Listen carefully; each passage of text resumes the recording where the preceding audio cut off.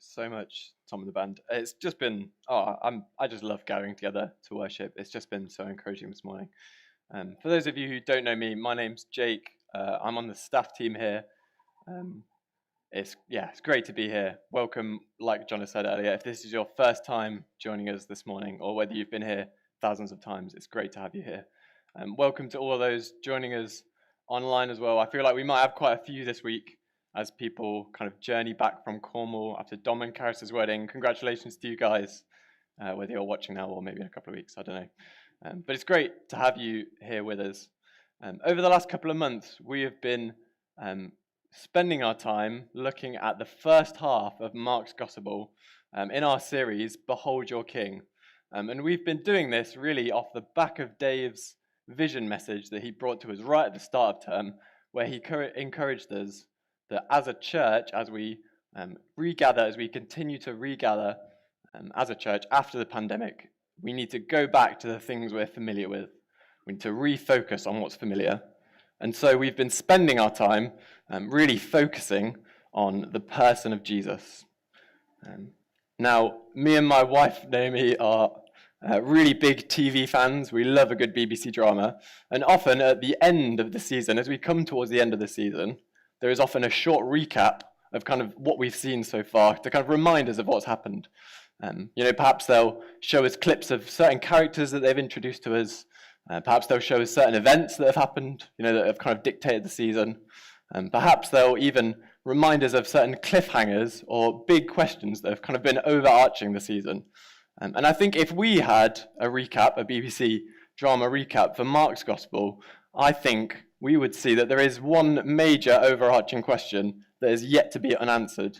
And whether we kind of look back and see kind of our introduction to Jesus, so his baptism, whether we kind of look at the first few days of his ministry as he kind of sets the precedent for what he's about to do, or whether it's in the many miraculous things that he does, or even maybe especially in the controversies that he causes, I think the one major question that is left unanswered, that is on everybody's mind, is who is he? Who is this man? And that simply is the question that I want to ask today. Simply, who is Jesus? Sorry, I lost my place already. And I think this is one of the most important questions we could ever ask. It might seem like a simple question, 3 words, who is he? But it is one of the most important questions. C.S. Lewis, a lot of you will know him as the author of the Narnia book, says it is possibly the most important question we will ever consider, because the answer is either he is no one, and so it means absolutely nothing, and we can forget all about it, or he is who he claims to be. He is who Mark claims he is, and if that is true, then it means absolutely everything. And this is a question that far too many people go throughout their lives, even throughout their days, without considering properly. I know it's something I failed to consider for a lot of my life. See, I didn't grow up in a Christian home. The only person in my family who was a Christian was my gran. And sometimes on the weekends, me and my sisters would go over and visit her. And on Sundays, we would kind of wake up nice and early and she would make us chocolate spread on toast. Such good memories. But she would then often drag us, sometimes kicking and screaming, along to her church. And kind of from the experiences that I had of going along to her church, of kind of Sunday school and hearing about Jesus, I probably held what was, and probably is, one of the most common opinions that we see of Jesus in this world today. And that is that he was an incredibly kind, loving man who was really wise. Maybe I kind of held him on the same sort of level as Gandhi or kind of the Dalai Lama, just really smart, really wise. A great teacher, but kind of nothing more than that. And as I grew up, as I got a bit older, I started going along to a couple of youth groups that were a bit more local to me, and I kind of started attending the church that these youth groups were attached to, kind of a bit more on my own. And at this point, maybe I was about 16 or 17, I probably would have considered myself to be maybe even a Christian. I considered there was some sort of God, there was something more out there. But when I thought of the person of Jesus, I thought, really? He was the most arrogant person I could think of at this point. How can someone living 2,000 years ago in some obscure part of the Middle East claim to be the sort of thing he was claiming? How could he claim to be king over the universe? And why did he have authority to tell me the kind of way that I had to live my life? I mean, sure, I was willing to believe that there was some sort of God, but Jesus, no way. I couldn't go anywhere near him. But the thing about these 2 points of view is that both of them are totally nonsensical. Because in the first instance, someone who was simply just a good teacher, a wise man, but claimed the sort of stuff that Jesus claims, could not retain that title. And on the other hand, how on earth could I have called myself a Christian if I seemingly denied the one person that the entire faith system seems to point towards? I mean, the person the faith system was even named after. I mean, it just doesn't make any sense. So there came a point in my life where I had to seriously consider this question for myself. I had to ask, well, who do I actually think Jesus is? And that, I believe, is the point we hit in Mark's gospel. But kind of just before that, before Jesus kind of addresses the elephant in the room, we are shown 2 kind of short stories of Jesus healing, which kind of prime us ready for this question. So I'm just going to read out the passages that we'll be looking at. Hopefully they'll come up on the screen behind me. Naomi's far ahead of me. And then I'm just going to pray. So starting at Mark, we're just going to be focusing on this passage. So if you want to open your Bibles, you can stay on this page. We're going to be looking at Mark chapter 7, starting at verse 31. So we read, "Then Jesus left the vicinity of Tyre and went through Sidon, down to the Sea of Galilee and into the region of the Decapolis. There some people brought to him a man who was deaf and could hardly talk, and they begged Jesus to place his hand on him. After he took him aside away from the crowd, Jesus put his fingers into the man's ears, and then he spat and touched the man's tongue. He looked up to heaven and with a deep sigh said to him, 'Ephphatha,' which means be opened. At this the man's ears were opened and his tongue was loosed, and he began to speak plainly. Jesus commanded them not to tell anyone, but the more he did so, the more they kept talking about it. The people were overwhelmed with amazement. 'He has done everything well,' they said. 'He even makes the deaf hear and the mute speak.'" And we're just going to jump now to chapter 8, verse 22. "They came to Bethsaida, and some people brought a blind man and begged Jesus to touch him. He took the blind man by the hand and led him outside of the village. When he had spat on the man's eyes and put his hands on him, Jesus asked, 'Do you see anything?' He looked up and said, 'I see people. They look like trees walking around.' Once more, Jesus put his hands on the man's eyes, and then his eyes were opened, and his sight was restored, and he saw everything clearly. Jesus sent him home, saying, 'Don't even go into the village.' Jesus and his disciples then went on to the villages around Caesarea Philippi, and on the way he asked them, 'Who do the people say I am?' They replied, 'Some say John the Baptist, and others say Elijah, and still others one of the prophets.' 'But what about you?' Jesus asked. He asked, 'Who do you say I am?' Peter answered, 'You are the Messiah.' Jesus warned them not to tell anyone about him." Yeah, so Father God, as we gather this morning on a beautiful spring day to hear your word, I just pray that as we read about Jesus who kind of came into these situations and opened the eyes of the blind and unstopped deaf ears, I pray that you too would open the eyes and ears of our hearts to hear what you have to say for us today. Amen. So here we have 2 parallel stories of Jesus healing. In the first instance, we see he heals a deaf man with a speech impediment, and in the second instance, we see he heals a blind man in 2 stages. And you might have noticed, as I read these 2 stories, that there is a lot of similar vocabulary. Even in some points, Mark uses pretty much identical phrasing. And this is kind of in order to draw our attention to certain details that Mark is trying to get across. He's kind of focusing our attention on certain parts of the story, and more specifically, certain characteristics that he wants to show about Jesus. So I'm just going to quite speedily work through just 4 observations of the kind of person Mark is trying to portray Jesus as. The first observation is that Jesus is clearly well known and powerful. Jesus had developed a reputation for himself, so much so that as soon as he entered an area, people instantly came to him in order to kind of witness him, in order to see him. This is unsurprising considering just some of the many miraculous things that we've read Jesus has done so far throughout Mark's gospel.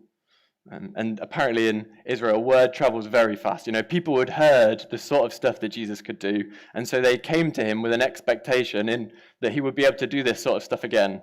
So Jesus is well known and clearly very powerful. And the second observation I would like to make is that Jesus is compassionate. See, it's quite clear in both these stories that Jesus has deep compassion for the people that he sees. In the first passage especially, we read that as Jesus kind of looked upon this man, he let out a deep sigh. He's clearly deeply moved by what he sees, the sickness that he sees. And compassion is something Mark really explicitly highlights throughout his gospel. The passage that we looked at just a couple of weeks ago comes to mind, where as Jesus performs this amazing miracle, as he feeds the 5,000, Jesus looks upon the crowd, and we read that he had compassion for them, for they were sheep without a shepherd. So on the one hand, we have this incredibly well-known, incredibly powerful man who is deeply compassionate about the people he sees, but on the other hand, we see something completely different. We see Jesus is intrusive. We see he gets in people's personal space. He gets up in their face. In the first story, we read that Jesus put his fingers in a man's ears and then spat and touched his tongue. And in the second story, we read Jesus spat and rubbed a man's eyes twice. Can you just imagine for a second how uncomfortable this must have made people feel, I'm not sure if many people would be that comfortable if I kind of came up to them and, Johnny, do you want me to, stick my fingers in your ears and spit in your mouth? Jesus is clearly very invasive. He's quite uncomfortable, even. And the final observation I would like to make is that Jesus is mysterious. This is something we've looked at before and we've seen before, that Jesus, once again, after he does something incredible, that he commands discretion. He insists that people don't tell anyone what they've just seen. In the first story, it's very explicit. Verse 36, we read, Jesus commanded them not to tell anyone. In the second story, maybe a little bit more kind of covert. He says, don't even go into the village. Or in other words, go straight home. Don't talk to anyone on your way. Just go straight home. Don't go to the village. I don't understand this. Why after these two amazing miracles does Jesus insist that people don't tell anyone? Surely these would have been incredible encouragements to those around. They've just seen this amazing healing. They've just seen their friends going from blindness to sight, and they are then told not to tell anyone about it. Why is Jesus commanding them to be silent? Why is Mark including these details, and why does he repeat them? Well, Mark is including just these 4 details, and he includes many more, but the ones we've looked at, he includes these characteristics of Jesus because he wants to generate some sort of reaction in us to who Jesus is. He wants to kind of show us parts of Jesus, and he wants us to kind of have some sort of internal reaction, generate some sort of opinion to who Jesus is. And Mark is doing this so well, and he has done this so well throughout his gospel, that a lot of these reactions, and many more, are reactions we see today. The people at the end of verse 37, it says the people were overwhelmed with amazement. Some people see Jesus, they encounter him, and they are overwhelmed with amazement. I'm sure a lot of us here today have had maybe some sort of reaction similar to this. We've encountered Jesus, he's done something absolutely incredible, and we're amazed by him, and so we come along to church to find out more about who this person is. Still, some people might feel uncomfortable when they read this sort of stuff about Jesus. They read about how he kind of sticks his fingers in places that fingers perhaps shouldn't be sticked, and he kind of gets in people's personal space, and people think, if that's how Jesus is, I'm not really sure if I want to be around him. It just makes me a bit uncomfortable, makes me cringe a little bit. And still more people are offended by Jesus. My mind goes back to the passage we looked at a couple of months ago, where Tom spoke about how Jesus incredibly healed a paralytic man, and also claimed to be able to forgive this man's sins. And the reaction of the Pharisees, what was it? They were offended. They said, you can't say that. That's only Jesus, only God has the power to forgive sins. You can't say that. That's blasphemy. This is the same sort of reaction that I had when I was younger, when I read the sort of stuff Jesus claimed to be. I was offended by him. But up until this point in Mark's gospel, we have simply just been reacting to who Jesus is. Mark is a very clever writer. He kind of just feeds us little bits of information, reveals certain characteristics of who Jesus is, and causes us to react. So only once in Mark's gospel, up until this point, have we actually been told who Jesus is, and that is right at the start in Mark 1, verse 1, where we read, "This is the beginning of the good news of Jesus the Messiah, the Son of God." And that is kind of in Mark's prologue of the book. It's not a character saying that, but Mark is the author saying that. And since then, he has just been showing us little parts of Jesus and causing us to react. But it is at this point that Mark finally addresses the elephant in the room. And Jesus finally asks the question, well, who do you say I am? And firstly, he asked the disciples, who do the people say I am? As they're on the road to Caesarea Philippi, he says, who do people say I am? And we can see these different sort of reactions coming up. The disciples respond, they say, well, some say you're John the Baptist, some say you're Elijah, some say you're one of the other prophets. We see these different sort of reactions coming up. But then Jesus asked the question to those who knew him best. He asked the question to his disciples, and he says, well, what about you? You know me well. Who do you say I am? And Peter was clearly feeling very brave because he answered. He says, you are the Messiah. And this word Messiah is one we've encountered a couple of times, and I'm sure a lot of us will be familiar with. Messiah, sometimes translated into the Greek, means Christ, and it simply means anointed one. It's the kind of language you hear when a king is ordained or anointed. It's kind of this kingly word. And so Jesus asks, who do you say I am? And Peter responds, he says, you're the Messiah, you're the anointed king. And suddenly, after all the speculation, after all the different opinions, it's like a light bulb has suddenly been flicked on. Somebody finally gets it right. What Mark has been saying since verse 1 in chapter 1, how he's just been showing us little parts of Jesus. Someone finally understands who it is. But, how has Peter come to know this? How has it taken him 8 chapters to come to this realization? And how has pretty much everyone else who we've encountered up until this point missed the point? How was Peter, of all people, the one who spots this? Maybe Peter is just a really great detective. Perhaps he's been watching lots of Sherlock. Maybe he's just really perceptive. Perhaps it's just down to the fact that Jesus had Peter had such close proximity to Jesus that, they were really good friends. They'd spent a lot of time together. And so it's something that only a best friend would know about someone. Well, I'm no detective, and my wife will probably tell you that I'm not that perceptive. After she's had a haircut, what's different? And it's not like any of us can actually spend 3 years wandering around Israel, getting to know Jesus at this personal level. So is this something we can come to the same realization? Does this mean this is something we can't come to understand about Jesus? Well, Mark, again, is an incredibly clever writer. And in telling these 2 previous stories of healings, we are clearly seeing that it is, with no doubt, Jesus that is the one who heals.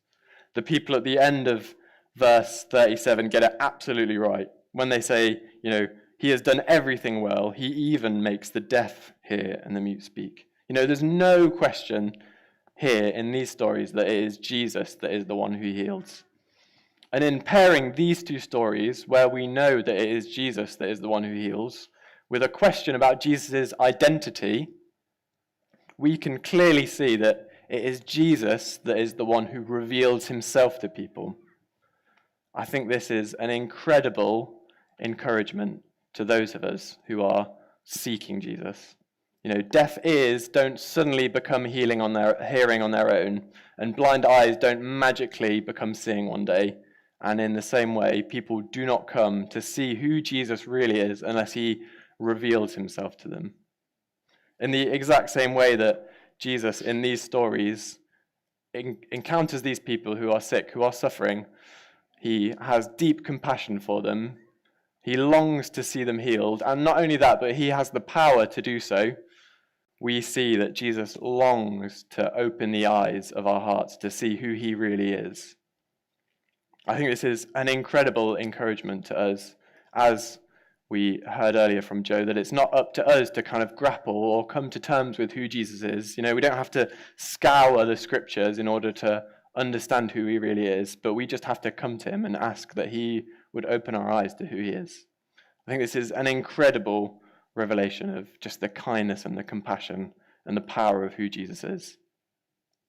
But if this is true, if Jesus really does long to reveal himself to us, then we've discovered a pretty major tension in Mark's gospel.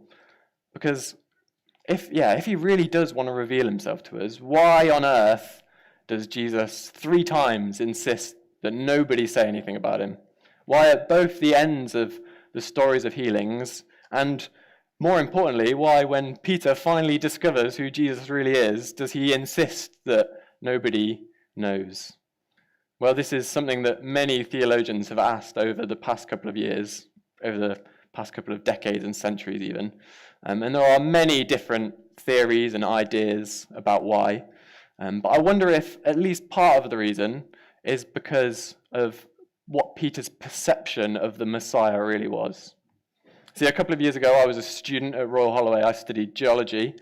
And as part of our final project, we had to go over to the French Alps and create a map. We had to spend a month collecting data and present our findings in the form of a map. Here's my dissertation project, a lovely bit of colouring in. She's quite a beauty, if I do say so myself.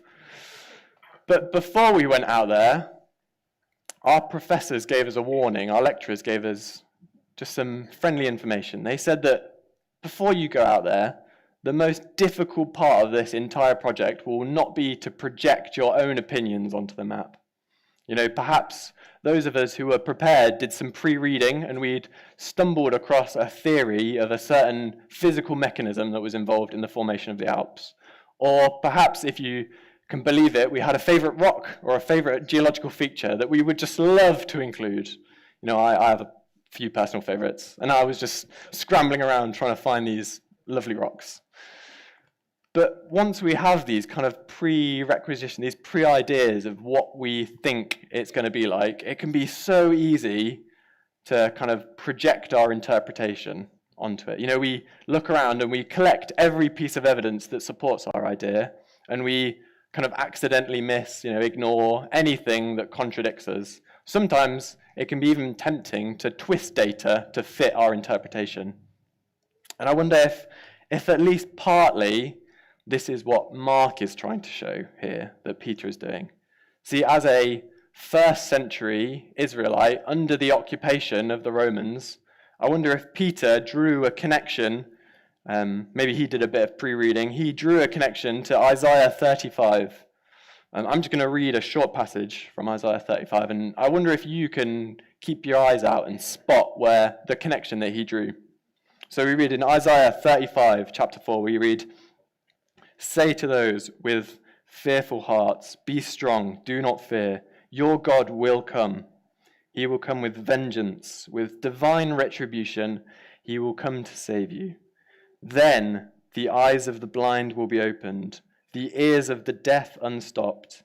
Then the lame will leap like a deer, and the mute tongue shout for joy." I mean, it's pretty clear why Peter's mind might have gone here, and rightly so. This is an incredible passage during Israel's exile period when they were under the kind of oppression from a foreign nation that looked towards one day that God's chosen Messiah would come into the world and he would free Israel. He would open the eyes of the blind, he would heal the deaf ears, and he would loose the mute tongue in order to shout God's glory. But this is also a passage that talks about that the judgment, the kind of justice on that oppressive nation. I wonder if Peter, as a first century Israelite, under the oppression of a different nation, under the oppression of the Romans, drew a connection to this same passage. Maybe he saw these two healings and was like, this is the Isaiah 35 Messiah we've been waiting for. The person who's going to come, he's going to heal the eyes of the blind, he's going to restore the deaf ears, and he's going to free us from the Romans. He's going to free us from this oppressive nation.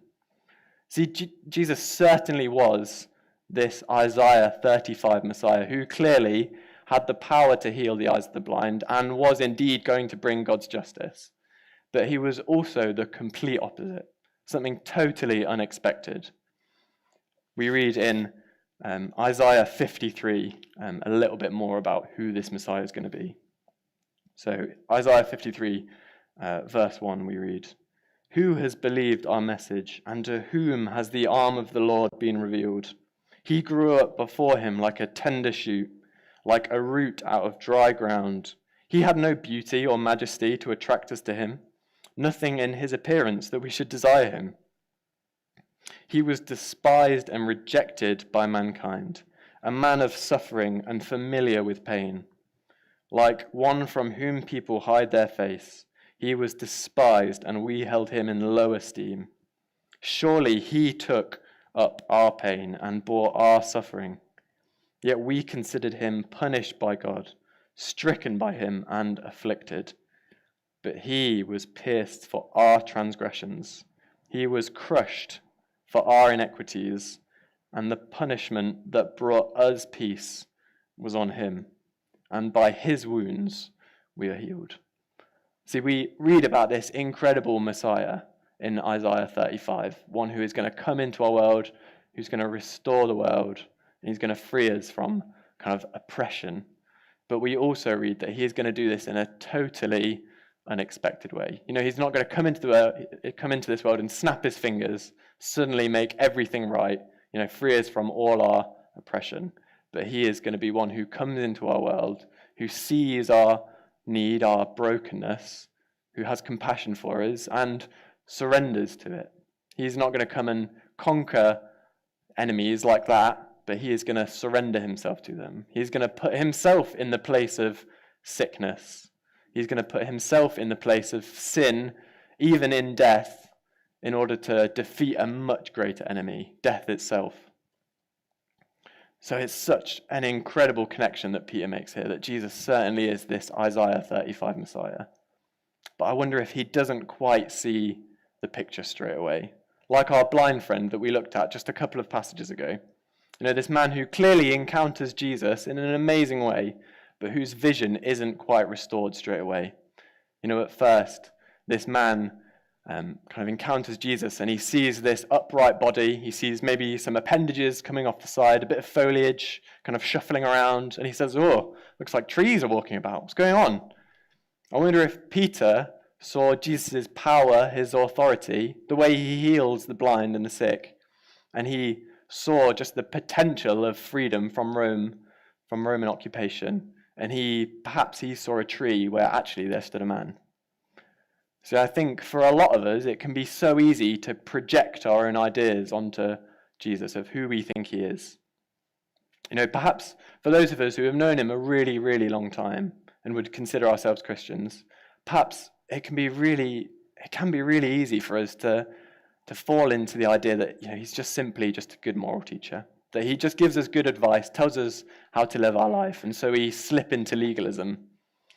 And perhaps for some of us, he can just be the guy we go to when we're feeling a bit under the weather, and he's the guy who gives us a fixer-upper. He kind of patches us up and sends us on our way without any real depth of relationship. Or perhaps for those of us who don't know him yet, he can just be the guy who makes us uncomfortable. We can read about him as he sticks his fingers in people's ears and spits on people's tongues, and we can just think, that's not really for me. Or perhaps for some of us, like it was for me, we can just be offended by Jesus. We can see the things he does, read about the sort of claims he makes, and we can just say, no way, I'm not going anywhere near that man. But we know that Jesus is a person who longs to reveal himself to us. We can see that he is far more than any of those four things. And we, like myself, we know that God longs to reveal himself to us. Like he did to me, I moved from just uncomfortableness to being offended by Jesus to asking that he would truly reveal himself to me. After I asked this question, who do you say I am? I asked this question, and Jesus revealed himself to me. And that simply, as we kind of come towards the end, is the question that I want to come back to. Who do you really say Jesus is? So perhaps as the band come up, I just want us to reflect on this question. And I want us to remember that statement that I made at the start about C.S. Lewis made, that this is the most important question that we will ever consider. Because either he is not who he claims to be, he is perhaps even, he's no one, or perhaps he's even just a good moral teacher. And if that's true, then it means absolutely nothing, and we can forget all about him, we can leave him in the rearview mirror. But perhaps it really is who he claims to be.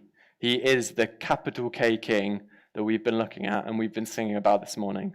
And if that is true, then it means absolutely everything. So I really encourage you to seriously consider this question.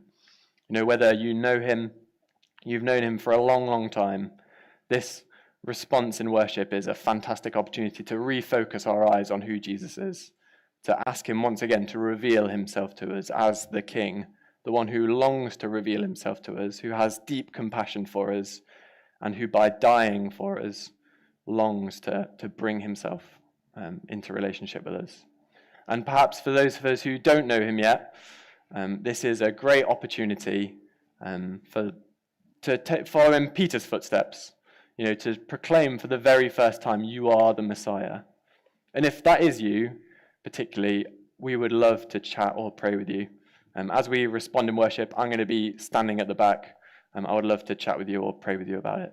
But if you don't want to come and see me, please speak to one of the other team members. Come speak to Jonna, come speak to one of the guys up front. Or even speak to the person you came with. But please don't let this question go unanswered, because it is the most important question we will ever look at. So here for us on Palm Sunday, like Tom mentioned earlier, we need to look towards Jesus as King, as he rides into Jerusalem, as people throw palm branches at his feet, and he is hailed as King, but not as a victorious, mighty warrior, but as this person who is going to suffer and die. And that is exactly what we'll be looking at next week in Easter. But for now, for us this week, we are once again faced with this question: who do you say I am? So let us seriously consider this question, and as we respond in worship, just turn our eyes to Jesus.